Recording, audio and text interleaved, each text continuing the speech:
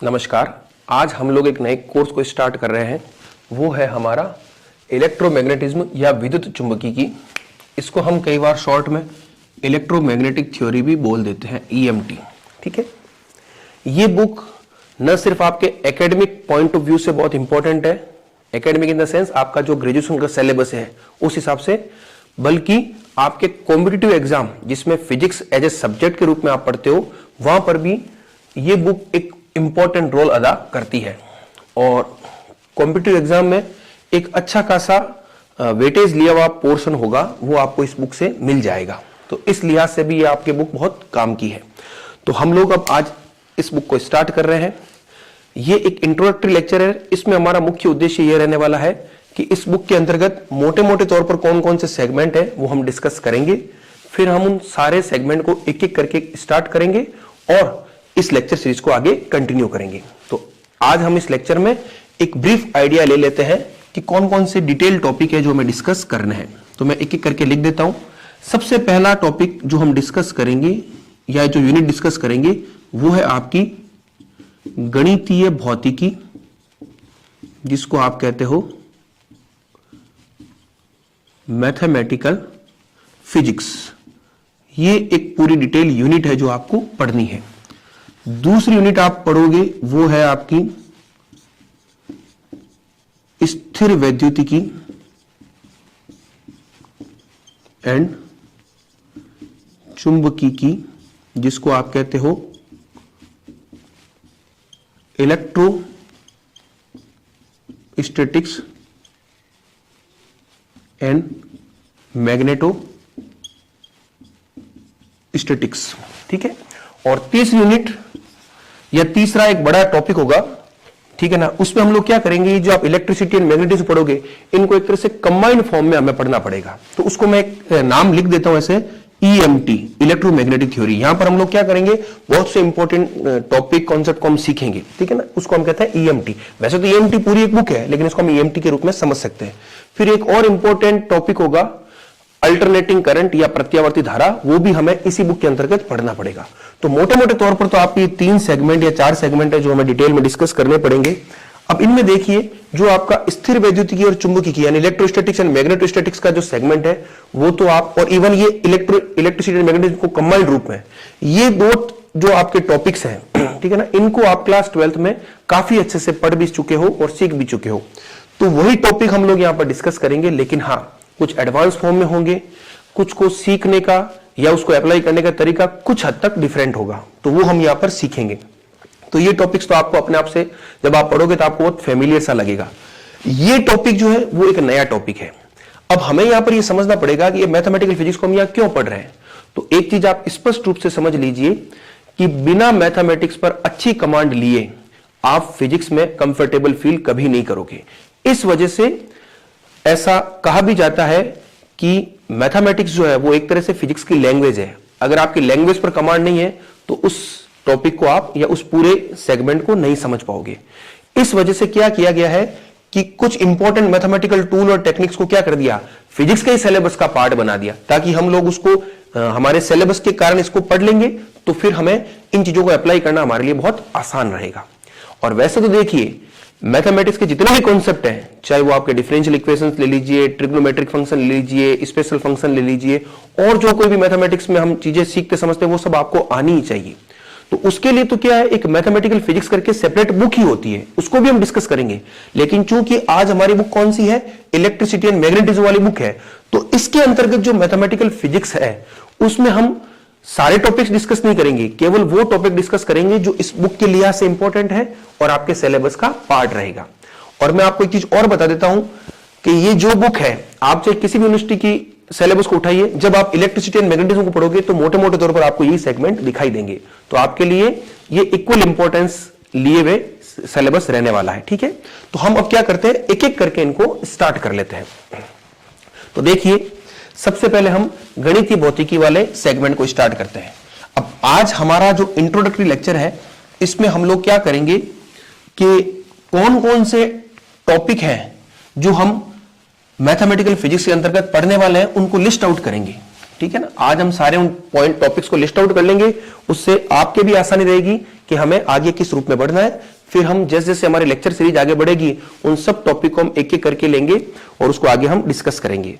और आपको एक चीज ये भी पता है कि हमारी जो लेक्चर सीरीज होती है उसमें हम एकदम बेसिक से स्टार्ट करते हैं और धीरे धीरे करते हम एडवांस लेवल पर जाते हैं। तो उससे क्या होता है कि ये लेक्चर सीरीज हर बच्चे के लिए इक्वल इंपॉर्टेंट रहे, ठीक है ना। तो वो आपको ध्यान रखनी है। तो हम स्टार्ट करते हैं आज गणितीय भौतिकी। ये पूरी यूनिट है जो हमें डिटेल में डिस्कस करनी है।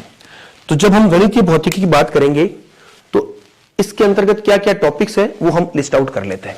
तो देखिए, सबसे पहला टॉपिक जो आप समझोगे इसमें वो होगा आपका अदिश तथा सदिश राशियां, ठीक है ना, जिसको हम कहते हैं स्केलर एंड वेक्टर क्वांटिटीज, ठीक है। ये एक पहला टॉपिक होगा जो हमें डिटेल में पढ़ना पड़ेगा, जिसके अंतर्गत अदिश सदिश राशि की डेफिनेशंस क्या होती है, ठीक है, इसको हम कैसे फिजिकली विजुअलाइज कर पाते हैं, इनके एग्जाम्पल यानी कौन सी राशि सदिश है कौन सी राशि अदिश है वो हम यहां पर सीखेंगे। फिर जब आप ये टॉपिक पढ़ लोगे तो उसके बाद जो अगला टॉपिक आप लोग डिस्कस करोगे वो होगा आपका सदिशों का गुणनफल,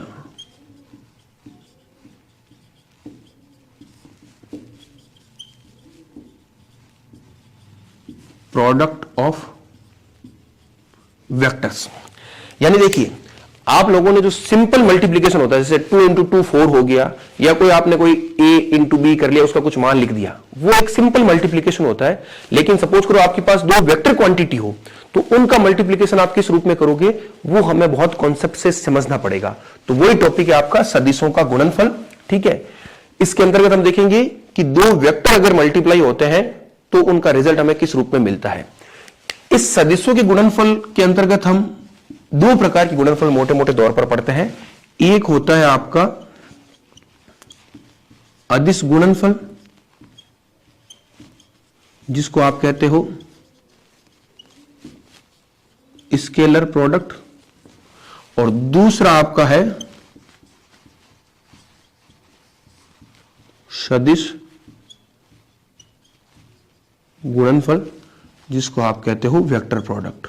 तो ये दोनों टॉपिक हमें, ये क्या होते हैं, इनको हम किस प्रकार से अप्लाई करते हैं, इनकी कुछ सर्टेन प्रॉपर्टीज होती है, वो हम सब डिटेल में डिस्कस करेंगे।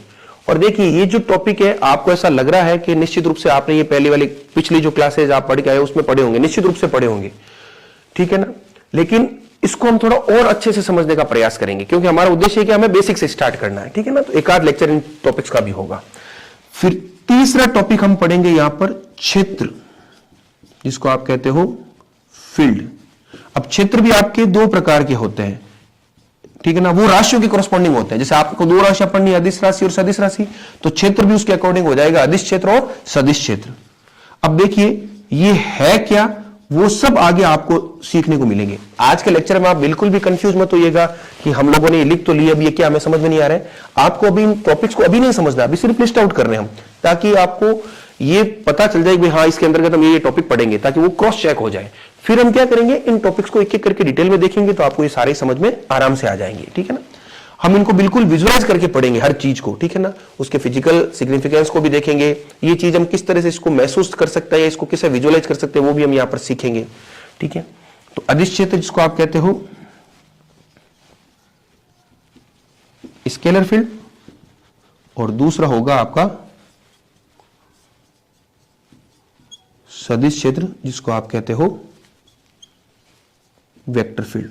तो ये टॉपिक्स इनिशियली हमें इन तीन टॉपिक्स को डिटेल में डिस्कस करना पड़ेगा, ठीक है ना। एक दफे जब आप इन तीनों टॉपिक्स को बहुत अच्छे से समझ जाओगे तब हम लोग क्या करेंगे, इनसे रिलेटेड कुछ न्यूमेरिकल प्रैक्टिस भी करेंगे। देखिए, गणितीय भौतिकी है तो निश्चित रूप से जो टॉपिक आप पढ़ोगे उनको, उनके कॉन्सेप्ट को तो सीखोगे, लेकिन हमें उन टूल्स और टेक्निक्स जो यहां पर आप सीखोगे उनकी प्रैक्टिस भी जरूरी है। तो इस लेक्चर सीरीज में हम लोग क्या करेंगे, हर टॉपिक को डिटेल में कॉन्सेप्ट से सीखेंगे और फिर उससे रिलेटेड कुछ हम न्यूमेरिकल प्रैक्टिस भी इसी प्लेटफॉर्म पर कर लेंगे, ताकि आपके जैसे जैसे टॉपिक आगे बढ़े आपकी कॉन्सेप्चुअल क्लियरिटी ना सिर्फ क्लियर हो बल्कि आपको उसको अप्लाई करना भी आ जाए, वो ट्रिक भी हम यहां पर सीखेंगे। और आपको एक चीज और स्पष्ट कर देता हूं कि जब आप इस लेक्चर को ढंग से सुन लोगे तो आपको फिर एक्स्ट्रा कोई बुक कोई नोट्स कुछ पढ़ने की आवश्यकता रहने वाली नहीं है। और हम लोग वैसे भी हर चीज को बोर्ड पर लिख करके करेंगे, तो वो जो नोट्स नाम का एक भय आप लोगों के दिमाग में रहता है, उस भय से भी आप पूरे मुक्त हो जाओगे। बस आपका काम सिर्फ ये रहेगा कि इस लेक्चर सीरीज को आपको बहुत ईमानदारी से और पूरे मनोयोग से सुनना है, तो आपको कोई प्रॉब्लम नहीं होगी। ठीक है, तो ये 3 टॉपिक जब हम पढ़ लेंगे तो उसके बाद हम आगे फिर चलेंगे, तो कुछ और इंपॉर्टेंट टॉपिक आएंगे, वो आपके लिए देखो थोड़े नए रहेंगे। ठीक है ना, तो उनको आप नोट कर लो। वो 3 टॉपिक क्या है उनको भी मैं लिख देता हूं। उनमें देखो सबसे पहले टॉपिक हम पढ़ेंगे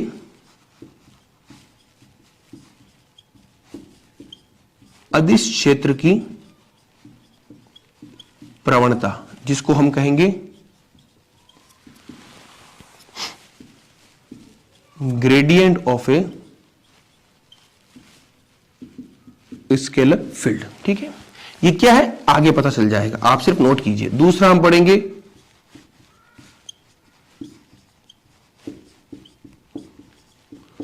सदिश क्षेत्र का डाइवर्जेंस।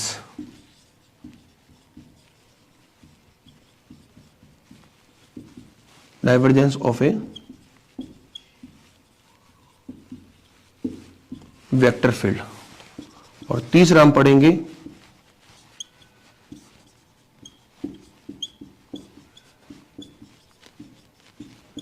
सदिश क्षेत्र का कर्ण या कर्ण ऑफ ए वेक्टर फील्ड। ये 3 टॉपिक बहुत इंपॉर्टेंट टॉपिक है। ठीक है ना, आपको ये जब समझ में आ जाएंगे तो आगे फिजिक्स में आप जो भी टॉपिक्स पढ़ोगे, न सिर्फ इलेक्ट्रोमैग्नेटिज्म की बात कर रहा हूं अभी, तो और भी जो आपके फिजिक्स में बुक्स होगी जब उनको पढ़ोगे तो ये तीनों आपके जगह जगह बहुत काम आएंगे। तो ये 3 आपके लिए नए हैं, इन तीनों को हमें डिटेल में पढ़ना पड़ेगा। सबसे पहले हमें प्रवणता खुद क्या होती है, डाइवर्जेंस खुद क्या होता है, कर्ण खुद क्या होता है, वो पढ़ना पड़ेगा। फिर इनको आगे अदिश क्षेत्र की प्रवणता या सदिश क्षेत्र का डाइवर्जेंस, सदिश क्षेत्र का कर्ण क्या होता है, उनको भी हम यहां पर सीखेंगे। इनके फिजिकल सिग्निफिकेंस को भी देखेंगे, इनके क्या फॉर्मूला होते हैं उनको भी हम सीखेंगे। फिर इनसे रिलेटेड जो न्यूमेरिकल प्रैक्टिस है, आप मान के चलिए इन 3 टॉपिक्स में से हर यूनिवर्सिटी के एग्जाम में आपको क्वेश्चन देखने को मिलेगा। ठीक है ना, ये तो हो गया एकेडमिक पॉइंट ऑफ व्यू की बात। और अगर आप कॉम्पिटिटिव एग्जाम में जाते हो तो इन टॉपिक्स में से आपको वहां भी क्वेश्चन 100% मिलने वाले हैं, तो इसको हम यहां पर डिटेल में देखेंगे। तो एक ये टॉपिक्स होंगे। ठीक है, तो वो 3 पहले थे और ये 3 नए टॉपिक है जो आपको पढ़ने पड़ेंगे। फिर आपको एक छोटा सा कॉन्सेप्ट यहां पर और सीखना पड़ेगा। आप लोगों ने क्लास 12th में जब इलेक्ट्रिसिटी वाला या इलेक्ट्रोस्टैटिक्स वाला टॉपिक पढ़ा तो वहां पर आपने एक चीज पढ़ी होगी, 3 प्रकार की चार्ज डेंसिटी देखी होगी। एक आपने देखी होगी लीनियर चार्ज डेंसिटी, एक देखी होगी सरफेस चार्ज डेंसिटी, एक देखी होगी वॉल्यूम चार्ज डेंसिटी। तो उसी प्रकार से 3 तरह के इंटीग्रल होते हैं आपके। ठीक है ना, आप लोगों ने इस तरह का साइन देखा होगा, ये सिंगल इंटीग्रल, ये डबल इंटीग्रल और ये ट्रिपल इंटीग्रल। ठीक है ना, तो इन 3 इंटीग्रल, ये 3 प्रकार के इंटीग्रल है जिनको भी आपको सीखना पड़ेगा। मैं वो लिख देता हूं, वो भी आपके बहुत आगे काम आएंगे। तो सबसे पहला इंटीग्रल आप सीखोगे रेखा समाकल, जिसको हम कहते हैं लाइन इंटीग्रल। Line integral. ठीक है, दूसरा आप देखोगे पृष्ठ समाकल, जिसको हम कहते हैं सरफेस इंटीग्रल। और तीसरा आप देखोगे आयतन समाकल सॉरी, जिसको हम कहते हैं वॉल्यूम इंटीग्रल। ठीक है, तो ये 3 प्रकार के इंटीग्रल है जो आपको यहां पर सीखने पड़ेंगे। और उसके बाद जो नई चीज आप यहां पर देखोगे वो होगी आपकी कि कैसे इनको हम अप्लाई करें, तो वो भी आपको यहां पर सीखना पड़ेगा। अब सबसे लास्ट टॉपिक जो हम इस यूनिट में पढ़ने वाले हैं वो आपके 2 प्रकार के थ्योरम्स है जिनको आपको पढ़ना पड़ेगा। ठीक, उनको मैं लिख देता हूं। एक है आपका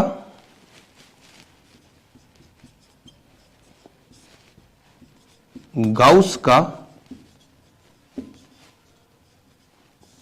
डाइवर्जेंस प्रमेय और दूसरा है आपका स्टोक्स का कर्ल प्रमेय। तो ये दोनों टॉपिक्स आपको पढ़ने पड़ेंगे और जो जो टॉपिक्स में लिखे हैं मोटे मोटे तौर पर आपको इस मैथमेटिकल फिजिक्स में यही टॉपिक पढ़ने हैं। अब हम लोग क्या करेंगे, हमारी जो आगे लेक्चर सीरीज कंटिन्यू चलेगी उसमें हम लोग इन सारे टॉपिक को एक एक करके लेंगे, उनको डिटेल में नोट करेंगे। आपके सारे नोट्स वगैरह मैं यही बनवा दूंगा, फिर उनसे रिलेटेड न्यूमेरिकल प्रैक्टिस को भी हम यहीं पर सेपरेटली कर लेंगे। तो इस तरह से हम इस पूरे यूनिट को कंप्लीट कर लेंगे। एक बेनिफिट मैं आपको और बता देता हूं कि कुछ यूनिवर्सिटीज में वेक्टर कैलकुलस करके, ठीक है ना, सदिश समाकलन करके एक बुक चलती है मैथमेटिक्स की, ठीक है ना, वो फिजिक्स की नहीं, वो किसकी है, मैथमेटिक्स की। तो आप लोग खुद ये चीज महसूस कीजिएगा और आपको लगेगा कि जब आप इन सारे टॉपिक्स को पढ़ लोगे तो वो पूरी बुक आपके अपने आप ही तैयार हो जाएगी, क्योंकि उस पूरी बुक में आपको ये तीन चीजें पढ़नी है, अदिश क्षेत्र की प्रवणता, सदिश क्षेत्र का डाइवर्जेंस और सदिश क्षेत्र का कर्ल। हो सकता है वहां पर थोड़ी न्यूमेरिकल प्रैक्टिस ज्यादा होगी, क्योंकि वो मैथमेटिक्स का पेपर है, तो वहां पर आपको प्रैक्टिस ज्यादा करनी पड़ेगी, लेकिन कॉन्सेप्ट सारे के सारे ये रहेंगे। तो यहां पर आपको एक बहुत बड़ा बेनिफिट मिल रहा है। एक बहुत प्रचलित कहावत है, किलिंग 2 बर्ड्स विद 1 स्टोन, ठीक है ना, यानी एक तीर से 2 शिकार। तो यहां पर आप फिजिक्स के अंतर्गत जब इसको पढ़ोगे तो मैथमेटिक्स की उस बुक को भी आप अच्छे से पूरा प्रिपेयर कर लोगे। तो इस पूरी चीज को आप नोट कीजिए। आज के हमारे इंट्रोडक्टरी लेक्चर में हम लोग इतना ही डिस्कस करेंगे। अब हम अगले लेक्चर में इन टॉपिक को एक एक करके लेते हुए आगे बढ़ेंगे। Thank you.